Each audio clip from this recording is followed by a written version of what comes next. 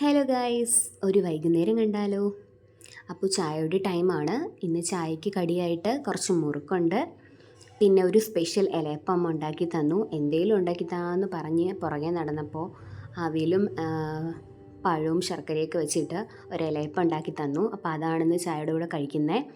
അപ്പം പുറത്ത് മുറ്റത്ത് വന്നിരുന്ന് ഈ ചെറിയൊരു മഴയും അതെല്ലാം ആസ്വദിച്ച് ചായ കുടിക്കുമ്പോൾ പ്രത്യേക ഒരു വൈബാണ്.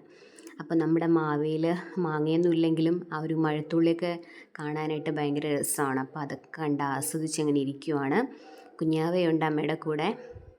അപ്പോൾ മുറ്റത്ത് കുറച്ച് മഴ പെയ്ത് വെള്ളമൊക്കെ കെട്ടിക്കിടപ്പുണ്ട്. അപ്പോൾ പിന്നെ ഇതാണ് നമ്മുടെ ചെറിയൊരു പൂന്തോട്ടം, അമ്മയുടെ പൂന്തോട്ടമാണ്.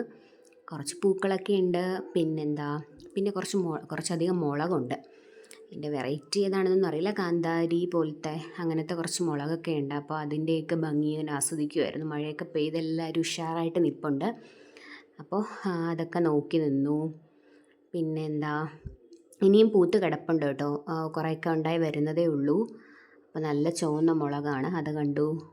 പിന്നെ മുറ്റത്തിരുന്ന് നമ്മുടെ ചാർലിയെ നോക്കി കുറേ നേരം ആസ്വദിച്ചിരുന്നു. ചായയൊക്കെ കുടിച്ചു. അപ്പോൾ അത്രയേ ഉള്ളൂ. ബായ്.